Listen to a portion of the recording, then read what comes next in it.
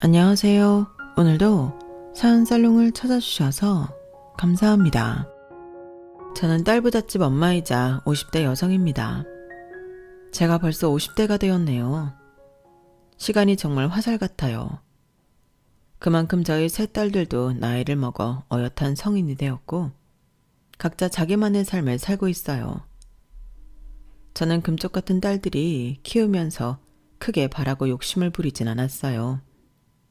다만 성실하게 일하고 늘 예의 있게 행동하는 것을 강조했죠. 그리고 저는 언제나 딸들에게 겸손하라고 가르쳤어요. 아주 중요하죠. 그렇게 저희 딸들은 제 바람대로 자라주었어요. 성실하고 예의 바르고 겸손하게 컸죠. 그리고 어느덧 시집갈 나이가 되었어요. 딸이 시집을 간다니 참 대견하면서도 마음 한구석은 헛헛하더라고요. 그런데 저희 딸들은 무슨 운명의 장난인지 결혼 과정이 그지 순탄하진 않더라고요. 특히 둘째 딸아이가 결혼하려고 했을 때 참 우여곡절이 많았어요. 제가 말씀드릴 사연도 그 이야기예요. 제가 늘 딸들에게 성실과 예의, 겸손을 가르쳤다고 했잖아요. 그 가치들을 강조했다고요. 그래서 전 제 사돈이 될 사람들에게도 그런 자세로 대했고 그들도 저와 남편에게 그렇게 해주길 바랐어요. 하지만 그게 큰 욕심이었을까요? 둘째가 결혼하겠다고 데려온 예비사위의 부모가 영 제정신이 아니더라고요. 그댁 아버지가 대기업에 다닌다고 유세를 부리는데 저는 딸이 그런 집안에 시집간다고 생각하니 머리가 아찔했어요.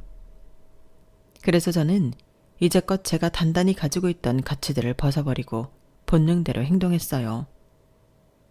저는 겸손을 지키기 위해 말하지 않은 것들을 낱낱이 떠벌리며 그 집안 코를 납작하게 해주었죠. 그 이야기를 한번 들어보실래요? 제가 딸 셋, 딸 부잣집의 엄마라고 말씀드렸죠. 그리고 저는 딸들에게 늘 성실하고 예의 바르게 행동하고 겸손하도록 가르쳤다고도 말씀드렸잖아요. 사실 전 이런 면에서 세 딸들을 무척 엄격하게 키웠어요. 천사 같은 엄마이다가도 이런 가치들을 가르쳐야 하는 상황이 오면 불같이 화를 냈죠. 그만큼 저에게 그 가치가 중요했는데요. 그 이유는 저희 시어머니 때문이에요. 제 시어머니는 유별난 남아선호 사상가로 딸만 셋을 낳은 저를 무척 미워했어요. 게다가 저랑 비슷한 시기에 동서가 아들을 둘 낳았거든요. 그러니 엄청 비교되었죠. 저희 시어머니는 돌아가시기 전까지 저와 동서를 차별대우했어요. 그리고 저를 못살게 굴었죠. 저는 결혼을 하고 5년 정도를 시댁에서 지냈는데요. 남편이 전세가 싫다고 해서였어요. 그래서 대출을 껴서라도 집을 살 때까지 시댁에 있자는 거였죠. 남편이 그렇게 말하는데 10원 한 장도 없던 저는 남편의 뜻을 따를 수밖에 없었어요. 그때 저는 거의 신데렐라였어요. 가족인데 가사도우미처럼 지냈죠. 밥하라면 밥하고 청소하라고 하면 청소하고 시아버지 장단 맞추랴 시어머니 눈치 보랴 정말 지옥 같은 생활이었어요. 거기다 매일같이 아들 둘을 낳은 동서가 애들을 데리고 놀러왔어요. 동서가 오지 않아도 시어머니는 딸만 낳았다고 저를 구박하는데 동서가 오면 오죽하겠어요. 시어머니는 절 대놓고 비난하고 폭언하고 시중을 들게 했죠. 전 시댁에 5년간 살면서 단 한 번도 시어머니와 동서와 수다를 떤 적이 없어요. 매일 부엌에 있었죠. 게다가 시어머니는 저뿐만 아니라 손자, 손녀들도 차별했어요. 손자에겐 우리 강아지 하셨고 손녀들은 거들떠도 안 봤어요. 그 조그만 애들이 할머니가 자기 싫어하는 걸 몰랐을까요? 아니요. 저 애들 분명히 알았어요. 그래서 그 사람 좋아하는 애들이 할머니 곁에는 가지도 않고 저랑 부엌에서 있었어요. 그리고 저는 제 딸들에게 분명히 가르쳐야 한다고 생각했어요. 사람 사이에 귀찮은 없고 모두 예의를 갖춰야 한다고요. 그리고 겸손, 언제나 겸손해야 한다고 가르쳤죠. 겸손? 엄마, 겸손이 뭐예요? 남을 존중하고 자기를 내세우지 않는 태도를 말하는 거야. 언제나 남보다 우리가 잘났다고 생각해서는 안 돼. 누구나 배울 점이 하나씩은 있어. 그러니까 늘 사람을 존중해야 하고 겸손해야 하는 거야. 알겠지? 그럼 할머니는 왜 겸손하지 않아요? 맨날 엄마한테 다 시키고 엄마를 혼내잖아요. 엄마가 뭐 잘못한 거예요? 아, 그건 꼭 그런 건 아니지만 아무튼 늘 겸손해야 해. 우리는 그래야 해. 알겠지? 엄마랑 약속한 거다. 역시 아이들이 어리다고 어리숙한 건 아니었어요. 제 딸들은 할머니가 엄마를 무시한다는 사실과 그 이유가 타당하지 않다는 걸 알고 있었죠. 그래서였을까요?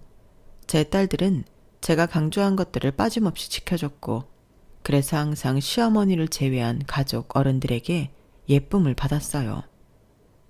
그리고 제가 시키지 않아도 공부를 해서 동서의 아들들보다 성적이 좋았어요. 그래서 결국엔 동서의 아들들은 지방대를 갔는데 저희 딸들은 모두 인서울을 했죠. 더구나 둘째는 전액 장학금을 받고 입학을 했어요. 뭐 나머지 딸들도 매년 장학금을 받아 저와 남편의 자랑거리가 되었지만요. 제 자랑이 너무 길었나요? 아무튼 명절이 되어 가족들이 모이면 동서의 아들들은 뒷전이고 제 딸들을 칭찬하기 바빴어요. 하지만 여전히 시어머니는 저와 제 딸들을 싫어했고 가족들이 제 딸들을 자랑할 때마다 혀를 차곤 했어요. 동서도 마찬가지고요. 뭐 인서울 간 게 얼마나 대단한 거라고.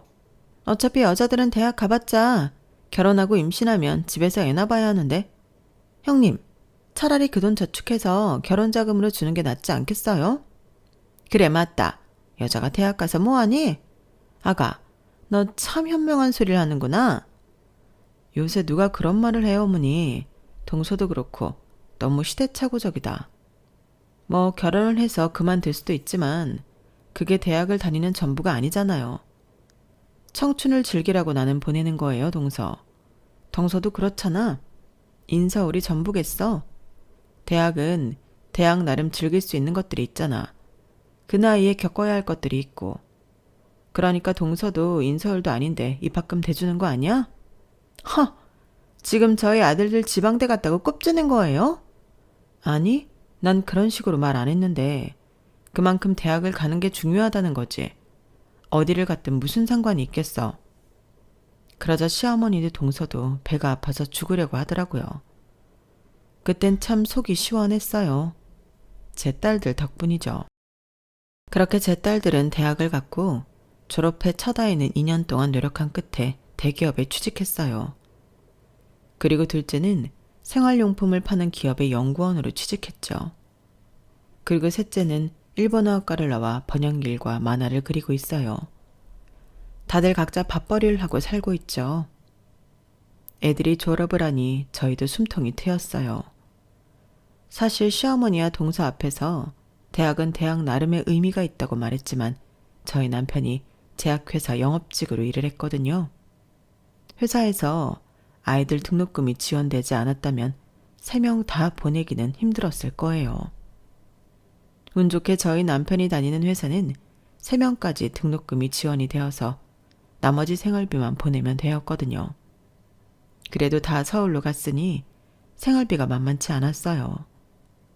저희 부부가 애들이 공부할 땐 공부만 했으면 좋겠어서 아르바이트는 하지 말라고 했거든요.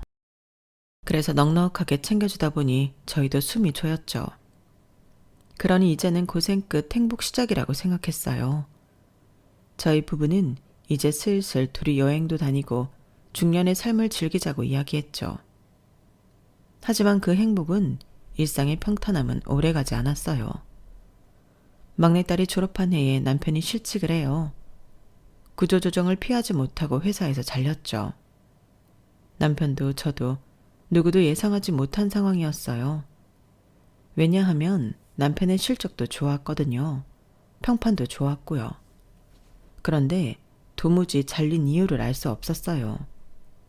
하지만 이미 잘린 거 어쩔 수 있나요? 일단 저는 상실감에 빠진 남편을 위로했어요. 여보 괜찮아. 우리 아직 젊잖아. 제2의 인생 살 수 있어. 요새는 60부터라고 하잖아. 그러니까 여기서 무너질 수 없지. 안 그래? 애들도 소식 듣고 알게 모르게 걱정하고 있어. 그러니까 애들을 봐서라도 힘내봐요. 우리 할 수 있다니까. 하지만 남편은 제 말을 믿지 못했어요. 남편은 좀처럼 회복하지 못했죠. 사람이 상실감에 빠지니 우울증이 오더군요. 게다가 남편은 술에 의존했어요. 술도 약한 사람이 매일 소주 4병을 마셨어요. 그리고 매일 언제든 잠을 잤죠. 밖에 나가질 않았어요. 커튼만 쳐놓고 움직이질 않았어요. 제가 좀 나아보라고 날씨가 좋으니 걷자고 해도 힘이 없다고 그 말만 반복했어요. 그게 2년 동안 지속되었어요. 8번의 계절이 바뀌는 동안에도 남편은 회복하지 못했어요. 그리고 그동안 애들도 자기 일이 바쁜 와중에 자주 집에 들러 제 아빠를 걱정하고 위로하느라 바빴죠. 저는 그동안 남편 퇴직금으로 생활하다가 이러면 안 될 것 같았어요. 그래서 마트 아르바이트를 하면서 생계를 유지했어요. 솔직히 애들한테 손 벌리라면 벌릴 수 있었죠. 다 각자 벌이가 있고 엄마 아빠가 힘든지 알고 있으니까요. 하지만 부모로서 그러고 싶지 않았어요. 그래서 마트 아르바이트라도 하면서 살아갔죠. 그러다 봄이었어요. 제가 그 당시 1년에 2번 머리를 자르러 미용실에 갔어요. 원래는 정말 자주 갔죠. 염색도 해야 했고 자르기도 해야 했고 때에 따라 드라이도 해야 했으니까요. 그리고 제가 미용실 사장이랑도 친해서 그냥 시간을 보내러 가기도 했어요. 그런 미용실이었는데 제가 머리를 자르러 가니까 사장이 놀라는 거예요. 어머 언니, 이 흰머리 좀 봐. 머리 안 할 거예요? 그렇게 깔끔하던 언니가 왜 이런데? 요새 바빠? 아, 사실 이래저래 일이 많아서 우리 아저씨가 일을 그만뒀거든. 응? 아, 나이 때문에? 하긴 우리도 참 많이 늙었어요. 그치? 아, 그래서 요새 못 왔구나? 내가 괜한 말을 했네. 아니야. 나도 그냥 와서 수다나 떨고 그러고 싶은데 내가 요즘 일을 해서. 무슨 일을 하는데? 마트에서 바코드 찍어. 제가 그 말을 하자마자 제가 잘 아는 미자 언니가 제 어깨를 툭 쳤어요. 야, 이거사. 그런 일이 있었으면 나한테 말을 하지. 내가 지금 청소업체 하는 건 몰라? 내가 무조건 너면 같이 하지. 지금 당장이라도 마트 그만두고 나랑 하자. 내가 너 실장 만들어줄게. 미자 언니는 말처럼 청소업체를 운영하는 사장이에요. 모텔이며 호텔이며 회사 건물이며 가정집도 청소한다고 들었어요. 저는 미자 언니와 친하면서도 언니에게 청소를 하면서 겪은 별의별 소리를 빠짐없이 기억하고 있었어요. 그래서 아무리 돈이 급해도 청소일은 하고 싶지 않았어요. 그래서 말이라도 고맙다고 말하며 거절하려고 했어요. 너 지금 언니 하는 일 천하다고 무시하는 거지? 아주 웃겨. 내가 달에 얼마나 버는지 너 모르지 않잖아. 무시한다니 언니 무슨 말을 그렇게 해요. 저 그렇게 생각 안 했어요. 그리고 언니 얼마나 버는지 나도 알죠. 매일 샴푸하러 미용실 오고 미용실 올 때 벤츠 타고 오면서 어떻게 그걸 몰라요? 그래도 청소일은 좀 그래요. 그러니까 왜 좀 그렇다는 건데 청소일이 하찮고 더러운 일이어도 난 지금 내가 하는 일에 자부심 있는 사람이야. 청소는 절대 빠질 수 없고 꼭 해야 하는 일이라고. 깨끗함을 만드는 일 얼마나 멋있어? 그러면서 미자 언니는 하루라도 해보라고 하면서 명함을 줬어요. 그리고 저는 마트 쉬는 날에 미자 언니의 사무실로 들렀죠. 언니는 제 얼굴을 보며 기다렸다는 듯이 좋아했어요. 그리고 제게 여러 도구들을 설명해 주기 시작했어요. 저는 한면에 빼곡히 진열될 도구들의 설명을 들은 뒤에 간단히 작업하는 방법이나 듣고 가려고 했는데 언니는 저에게 작업복을 입히더니 청소차에 태웠어요. 그리고 번쩍번쩍한 빌딩 앞에 차를 세웠어요. 그렇게 저는 미자 언니에게 간 첫날 일을 시작했어요. 번쩍번쩍한 건물을 더 번쩍번쩍하게 닦았죠. 회사 건물처럼 보였는데 사람들이 거의 없었어요. 그래서 일을 하기 수월했어요. 별로 부끄럽지도 않았고요. 얘, 너 소질 있는 것 같다? 이렇게 잠깐 알려준다고 이 정도로 못 해냈는데? 역시 내가 사람을 잘못 본 게 아니었어. 왜 내가 너희 집에도 몇 번 갔잖아? 그때마다 온 집이 번쩍번쩍 거리더라고. 그래서 청소를 잘하는 줄은 알았는데 역시 나네. 그지야. 언니는 아예 직원으로 부리려고 사탕 발린 말하는 거죠?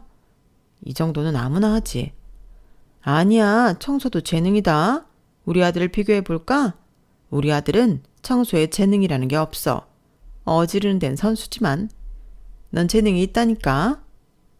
제가 미자 언니의 칭찬을 사탕 발린 말이라고 하긴 했지만 사실은 저도 느끼고 있었어요.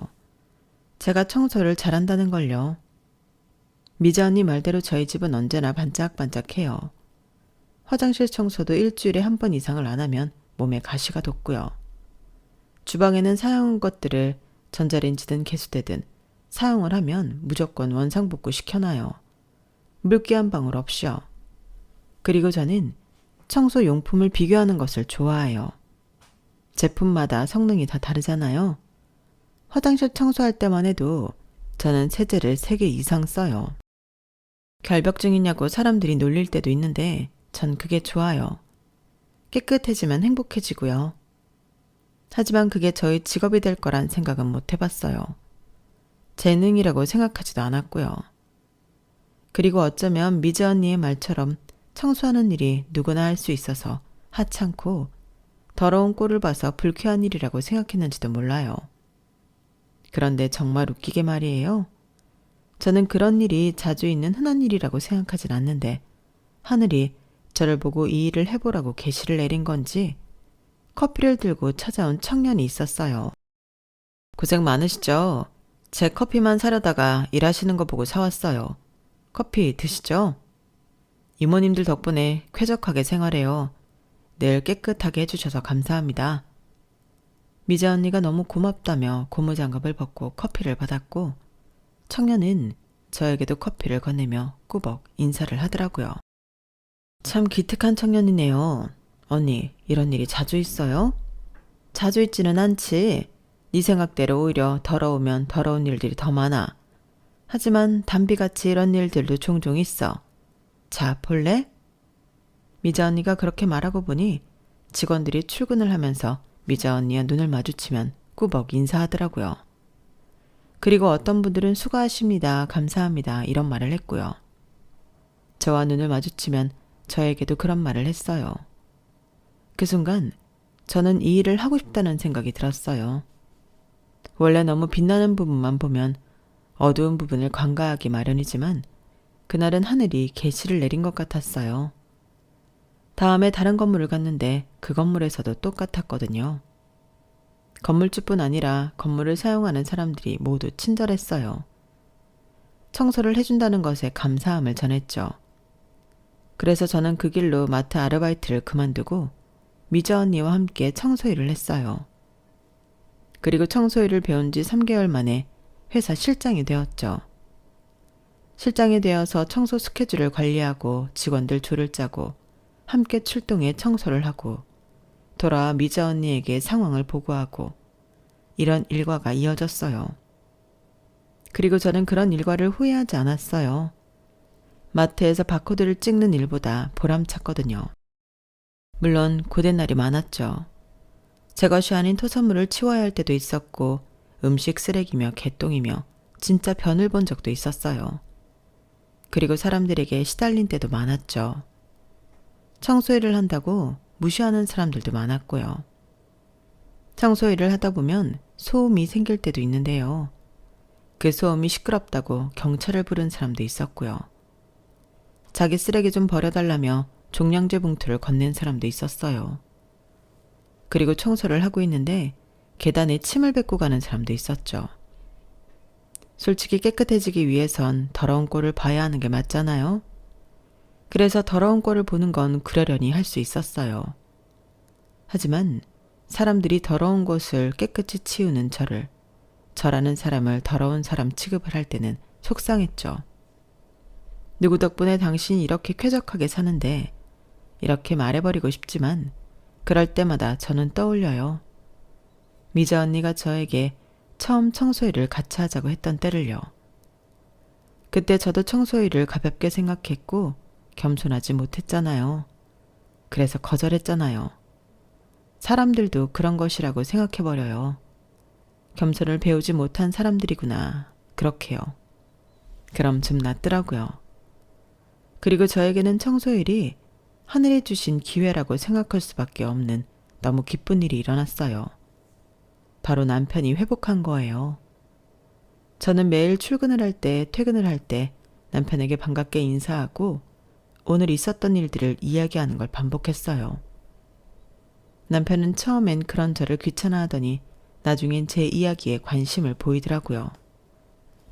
이런 일이 있었다 하면 같이 웃어주고 공감해주고 화내주고 욕해주고 그랬어요.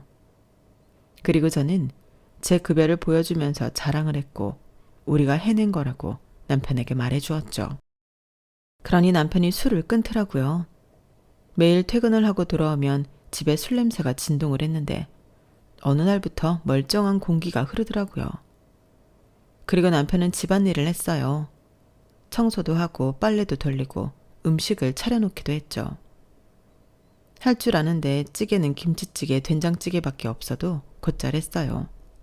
참 고마웠죠. 그리고 저희는 제가 모은 돈으로 여행을 갔는데요. 바다가 보이는 여수로 갔어요. 그때 남편이 운전을 하면서 제게 말하는 거예요. 당신 일 즐거워? 그래 보여? 아무래도 청소일이라서 힘들긴 하지만 나는 지금 일 만족해. 내가 말했잖아. 깨끗해지는 걸 보면 속이 시원하고 뿌듯하다고. 결과물을 만들어내는 일이니까. 그 일에 고마워하는 사람들도 있고. 근데 왜?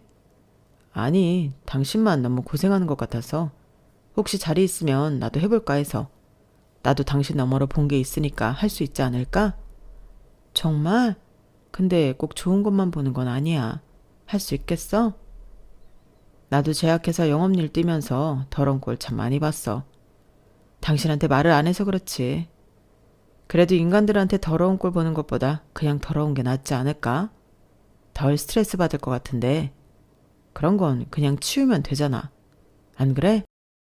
남편의 말은 제게 큰 충격과 안심을 가져다 주었어요.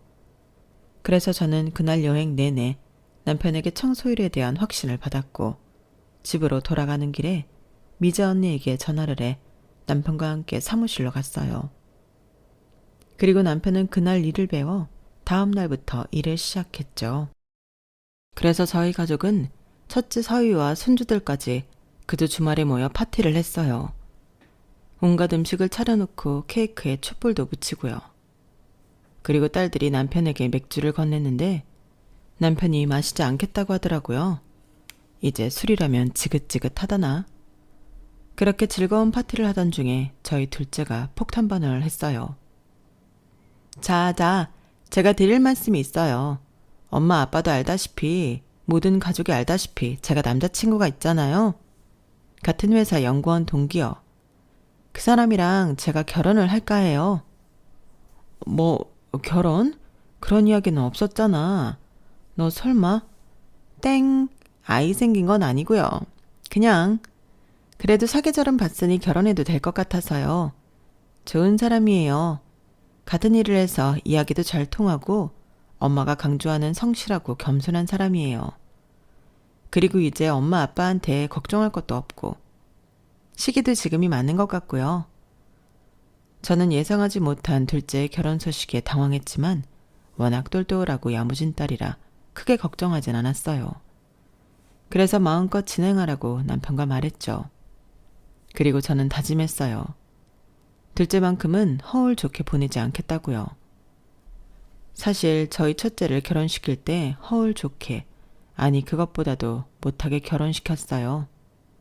저희 큰딸이 남편이 실직을 한 그 다음 해에 결혼을 했거든요. 꼭 지금 결혼해야겠어? 엄마랑 아빠 너한테 해줄 수 있는 게 없는데 예단은 어쩌고 다른 것도 보태줄 수가 없는데. 나도 알아요.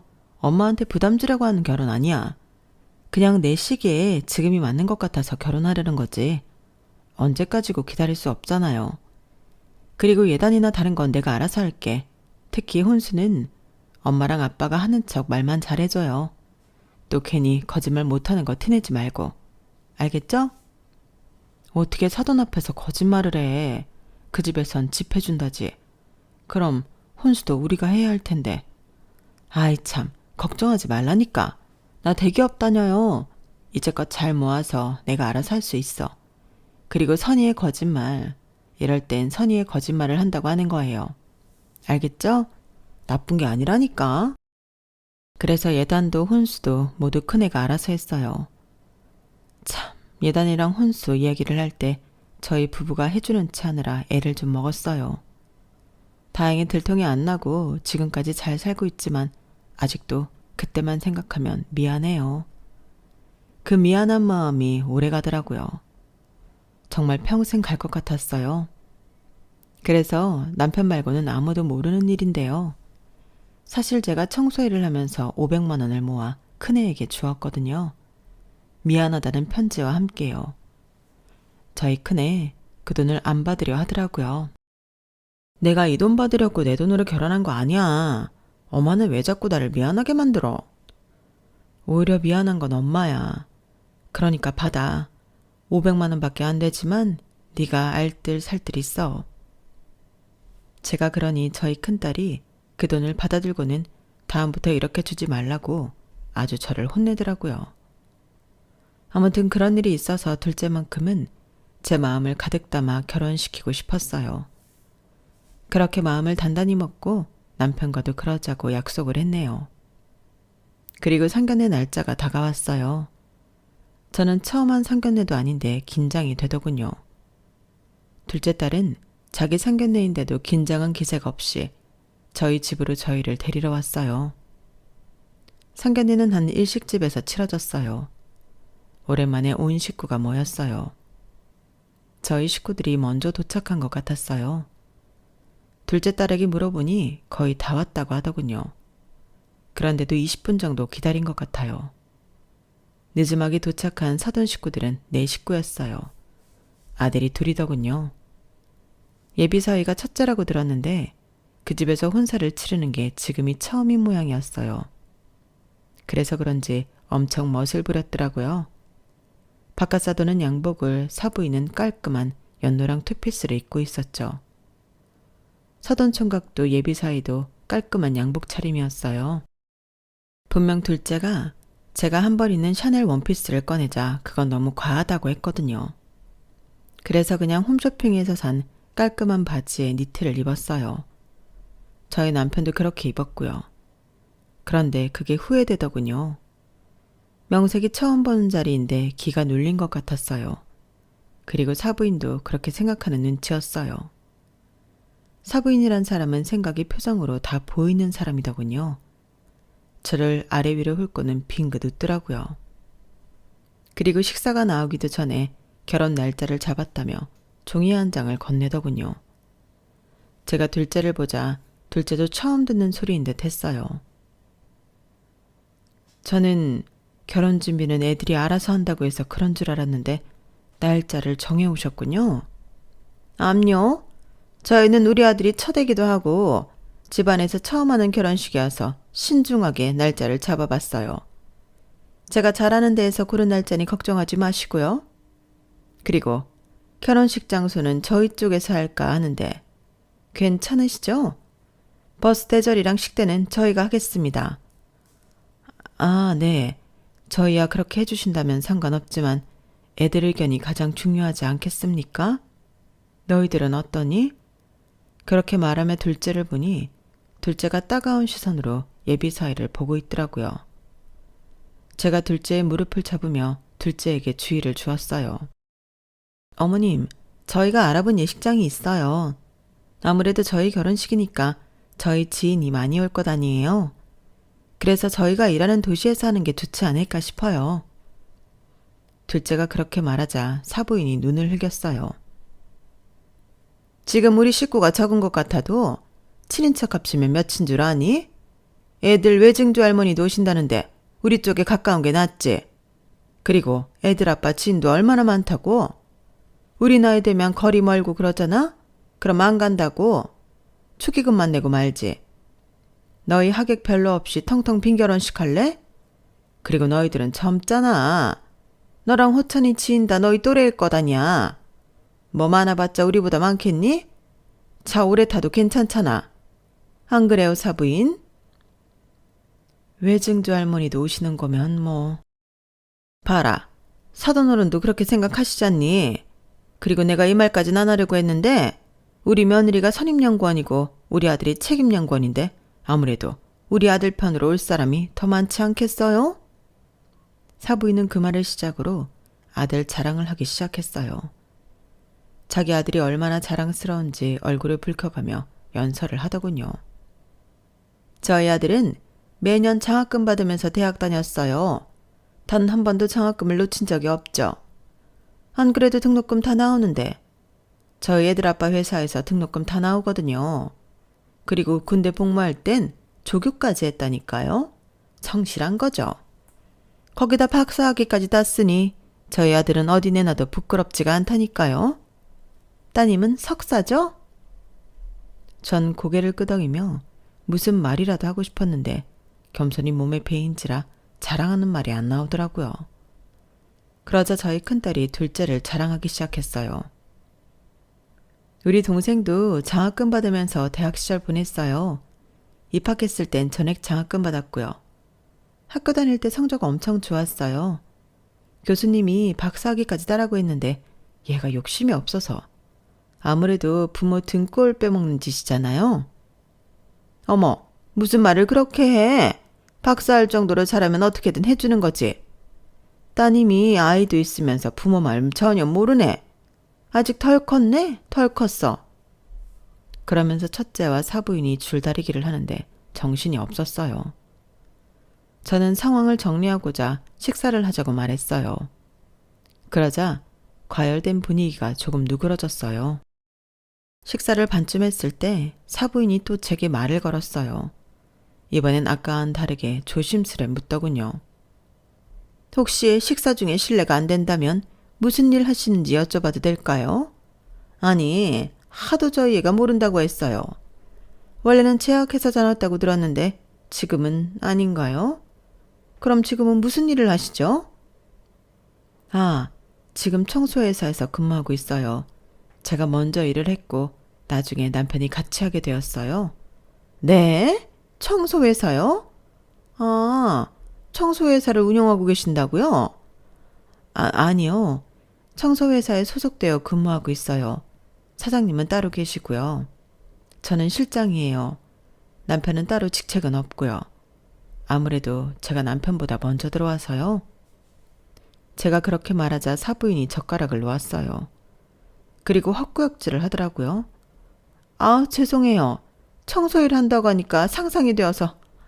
제가 비위가 좀 약하거든요. 죄송합니다. 저는 사부인의 그 말에 기분이 팍 상했어요. 그래서 저도 젓가락을 내려놓았어요. 사부인도 저도 그 이후로 음식에 손도 안 댔어요. 그리고 제 남편이 사돈어른에게 예단과 혼수에 대해 물었죠.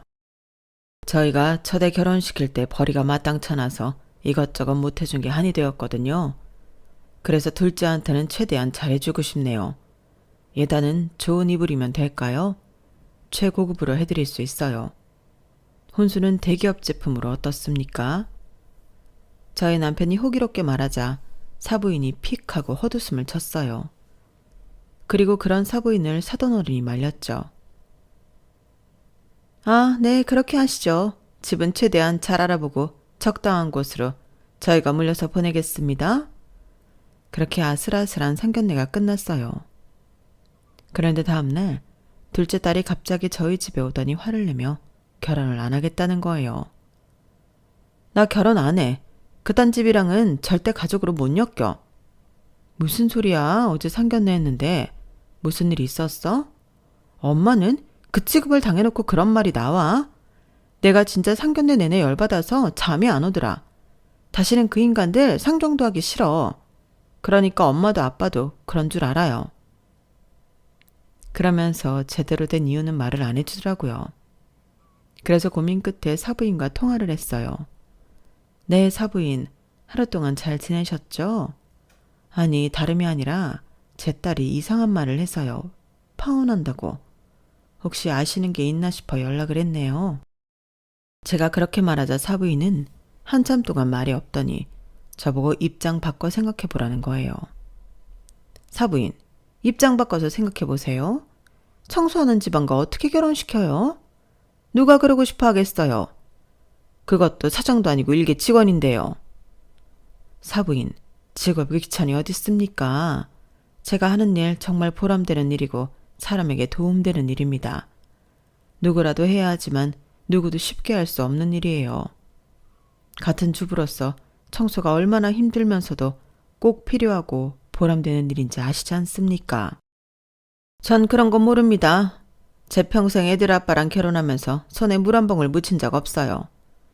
저 사람 씁니다. 그런데 그런 일을 하는 사람이 제 사돈어른이 되면 이상하지 않겠어요? 그리고 어제 들었는데 그 집 둘째도 회사 그만둔다면서요. 청소 제품 만든다고. 아주 집안이 청소 깨끗하다 못해 없어지겠습니다.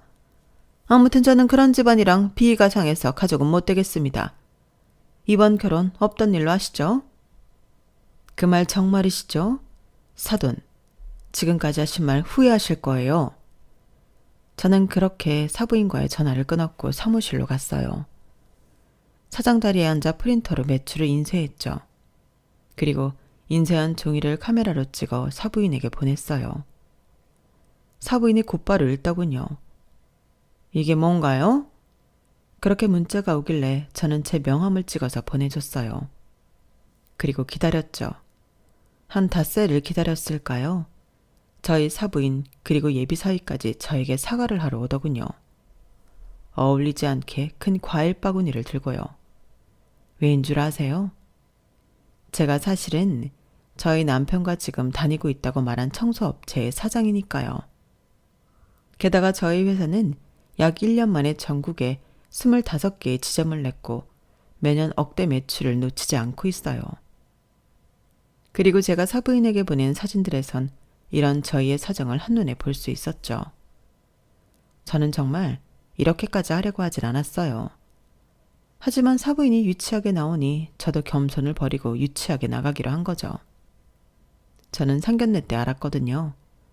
사부인이 허영심이 가득하다는 걸요. 아무리 사돈어른이 대기업을 다닌다고 해도 임원도 아니고 일개 직원일 뿐이에요. 그런데 온갖 명품으로 자신을 치장하고 직접 한 것 같지 않은 화장에 머리도 미용실에서 한껏 멋을 내고 왔더군요. 사부인은 자신의 대기업 임원의 사모님처럼 보이길 바라는 사람이에요. 그게 눈에 보이더군요. 그리고 그런 사람은 단 한 치의 오차도 없이 남이 자기보다 더 벌고 더 가지고 있으면 배 아파하죠. 저는 그 심리를 이용했어요. 그래서 제가 사장이라는 사실과 저희 회사의 억대 매출, 전국에 지점이 있다는 것을 보여주었죠. 그런데 제가 어쩌다 사장이 되었는지 궁금하죠? 그것도 다 미자 언니 덕분이에요. 2년 전 미자 언니는 시댁으로부터 농지를 받게 되어요. 미자 언니 댁에 오랫동안 가수원을 했는데 시어머니가 치매에 걸린 거예요. 시어머니가 5년 정도 앓다가 돌아가셨는데 그때 곁을 지킨 건 그댁 자식들이 아니라 미자 언니였어요. 미자 언니는 요양원은 노인들한테 감옥이 나갔다며 요양원에는 최대한 안 보내려고 했어요. 그래서 미자 언니와 퇴직한 아저씨가 시댁에 들어가서 살았어요. 그런데 미자 언니 시댁이 사무실이랑 40분은 좋게 걸리거든요. 그래서 몸이 지친 상태였어요. 그때 시아버지가 미자 언니에게 과수원을 물려주겠다고 말했어요. 그래서 언니는 청소회사를 폐업할까 고민하다가 흙 속의 진주인 저를 발견한 거예요. 네 얼굴엔 근성이 있어. 무엇이든 해보고자 하는 건 해내는 근성. 그걸 다른 사람은 모른다고 해도 나는 알았지. 넌 안 해본 거지? 해보면 무조건 하는 애야. 우리가 미용실에서 몇 년을 대화했는데 그걸 모르겠어? 난 처음부터 네가 잘할 거라는 거 의심하지 않았어. 그리고 처음부터 너한테 이 회사 맡길 생각이었고. 어? 언니 뭐라고요? 이 회사를 나한테 준다고요? 그래, 소문 들었겠지만 나 시댁 과수원 물려받을 거야. 그렇다고 내가 온 힘을 쏟은 이 회사 물거품으로 만들고 싶진 않고 우리 애들은 영 관심이 없어서 말이야. 언니, 나 아직 인수할 돈 없어요. 그리고 내가 어떻게 회사를 운영해요. 이제 고작 1년 일했는데. 너라면 충분히 할 수 있어. 내가 세세하게 가르쳐줬잖아. 우리 회사 흐름 누구보다 잘 알고 있는 사람이 너인데 언니가 부탁할게. 너 아니면 적당한 사람이 믿을 만한 사람이 없어서 그래. 그리고 돈은 걱정 마. 아무 대가 없이 너한테 줄 테니까. 내가 부탁하는 건데 어떻게 돈을 받니? 그렇게 저는 언니에게 회사를 받았어요. 그리고 회사가 어떻게 커졌냐면요. 저희 남편이 제약회사 영업직으로 일했다고 말씀드렸죠. 세상에 쓸모없는 일은 하나도 없다고 30년 넘게 영업 일을 한 것이 크게 도움이 되었어요. 남편의 영업으로 24시간이 모자랄 만큼 예약이 가득 찼죠. 남편은 청소 일을 할 때보다 생기가 생겼어요. 그것도 참 다행인 일이었죠. 그리고 저희 막내가 번역일과 만화를 그리는 일을 하던 막내가 저희 회사 일을 도와주었어요. 저희 세 식구가 새로운 체계를 만들어 일을 시작했죠. 그리고 홍보에도 방법이 있더라고요. 저희 막내가 전단지며 현수막이며 직접 만들어 홍보를 끝내주게 해줬어요. 그래서 저희는 직원을 뽑아야 할 정도로 일이 많아졌어요. 게다가 막내는 거기서 그치지 않고 인터넷으로 전국적인 홍보를 했고 전국에서 체인점 요청이 들어와 결국 25개의 지점이 생겼어요. 그리고 저희는 체인점을 관리하기 위해 경기도 전라북도 경상남도에 각각 사무실을 세워야 했죠. 그게 1년 동안 일어난 일이에요. 정말 놀랍죠. 그리고 사부인이 저희 둘째가 회사를 그만두는 게 사실이냐고 물었잖아요. 그것도 맞아요. 사실이에요. 연구원으로 일하던 둘째는 저희 회사를 지켜보더니 연구소에서 독립해 청소 제품을 직접 만들고 싶다고 말했어요. 처음에 저는 반대했죠. 잘 다니던 회사를 왜 그만두냐고요. 그러자 둘째가 서로 윈윈이 되는 사업이 될 거라고 저를 설득하더군요. 자기는 안전하고 인체에 무해한 청소 제품을 만들고 저희 회사는 직접 만든 제품을 사용하는 청소업체로 발전할 수 있다고요. 그리고 그 말에 저희 남편이 저를 또 설득했어요. 그래서 저희가 투자해 공장을 알아보는 중이었죠. 그렇게 회사가 커졌는데 왜 상견례 때 그 사실을 말하지 않았는지 의문이 드시나요? 사실 저 그렇게 회사가 커졌는데도 연매출이 억이 넘는데도 직원들이랑 같이 청소해요. 저는 사부인처럼 되고 싶지 않았어요. 한 회사의 대표이고 억소리 나는 돈을 번다고 해도 허영심 가득하게 명품 옷에 명품 신발에 외제차에 그렇게 되다 보면 결국엔 직원들의 마음을 전혀 공감하지 못하는 대표가 될 테니까요. 그래서 저는 남편에게도 직접 영업을 뛰라고 해요. 그러니 상견례에서 굳이 제가 대표라고 제 수입이 억다라고 말하지 않은 건 제 신념 때문이에요. 어디서든 겸손하면 반이라도 간다는 제 지론 때문이죠. 하지만 상견례 때 알았어요. 사부인 같은 사람의 코를 납작하게 만들기 위해선 제 딸을 지키기 위해선 신념이고 나발이고 중요하지 않다는 걸요. 지금 보세요. 사부인과 예비 사이 이 두 사람이 제 앞에서 쩔쩔매잖아요. 미리 말씀을 하시지 그러셨어요, 사부인. 왜 뒤늦게 이런 걸 보내세요? 제가 당황했잖아요. 이 집안 유머가 이런 식인가요? 유머라뇨. 금쪽 같은 제 딸 결혼에 관한 일인데 어떻게 유머를 논하겠어요. 어떠세요? 하찮은 청소일로 대기업 직원인 사돈어른보다 더 버는 제가? 역시 돈은 돈이네요. 돈이 참 좋아요. 언제는 청소일 한다고 사람 면전에 대고 헛구역질이나 하더니 참 사부인 엉덩이가 가볍습니다. 전 애들 결혼식에 혼수는 물론이고 집 사는 것에 일부 보태려고도 했습니다. 아시다시피 제가 첫아이 때 못해준 게 많아서요. 그런데 그런 제 고운 심성을 나쁘게 만드시네요. 그런 재주가 있으시네요, 사부인. 아니 무슨 말씀을 또 그렇게 하세요. 그러니 사람꼴 우스워지게 하지 말고 사실대로 말했으면 좋잖아요. 무슨 사람 놀리는 것도 아니고. 아, 엄마. 장모님 죄송합니다. 저희 가족이 신뢰를 범했어요. 화 많이 나셨죠? 이거라도 받아주세요. 그러면서 예비사위가 저에게 과일 바구니를 건넸어요. 그리고 제가 그걸 다시 그쪽으로 밀었죠. 병문안도 아니고 내가 환자예요? 이런 걸 사왔어. 이건 가지고 가세요. 필요 없으니까. 그리고 파는 예정대로 그렇게 할 겁니다. 애들 결혼이 무슨 장난도 아니고 고작 제 직업이 이렇다는 이유로 천대받고 무례한 언행들 이해하면서 결혼 진행할 이유 없잖아요? 무슨 대단한 상대도 아니고 고작 대기업 직원인데. 그리고 아드님 자랑 참 많이 하셨죠? 박사라고, 책임 연구원이라고. 우리 딸도 만만치 않게 공부 잘했고 부모가 부족해서 박사까지 못 따라준 겁니다. 내가 지금 기회가 되니 내 딸 박사까지 만들어줄 거예요. 아니, 그게 아니더라도 하고 싶은 거 충분히 다 누릴 수 있게 할 겁니다. 그리고 제가 아드님, 저희 회사로 스카우트 하려 했는데 저희가 이번에 대전에 공장을 알아보는 중이거든요. 그런데 그것도 없던 일로 하시죠. 네? 아니, 그런 소식을 왜 이제서. 정말 너무하십니다. 이제 저희 업무 봐야 하니 나가주시죠. 가족도 아니니 주차권은 드리지 않을게요. 알아서 돈 내고 나가세요.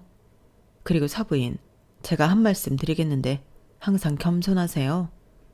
직업에 귀천이 있던 데는 조선시대뿐입니다. 그렇게 말하니 사부인이 엉엉 울면서 나가더라고요. 과일 바구니도 들고 가더군요.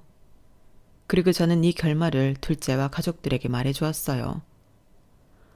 아, 속이 다 시원하다. 정말 어떻게 해서든 복수해주고 싶었는데 이래서 처음부터 말 안 한 거예요? 아니, 그건 아니지. 그런데 어쩌면 테스트가 되었을지도 모르겠구나. 뭐 결국엔 잘된 일이지. 이렇게 버러지 같은 집안 물리쳤잖니? 그런데 왜 처음부터 사실대로 말 안 했어? 우리 직업 때문에 반대했다고. 그건 혹시라도 엄마랑 아빠가 상처받을까 봐. 내가 부끄러웠던 건 아니야. 그건 정말 단 1%도 없었어. 단지 엄마랑 아빠가 상처받는 거, 그게 제일 걱정이었죠.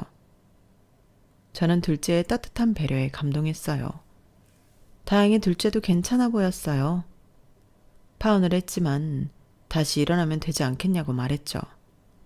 그리고 다음부턴 사람을 잘 가려봐서 저희 가족의 일을, 청소 일을 같이 절하하지 않는 사람을 만나겠다고 호언장담을 했어요. 그렇게 저희 가족은 더 돈독해졌죠. 그러니 우리 둥글게 살자고요. 제 사연은 여기까지입니다. 들어주신 분들 모두 복 받으시고 건강하세요. 여러분, 사연 댓글에 응원과 현명한 조언 부탁드려요. 좋아요와 구독은 저에게 큰 힘이 됩니다. 오늘도 좋은 일 가득하세요.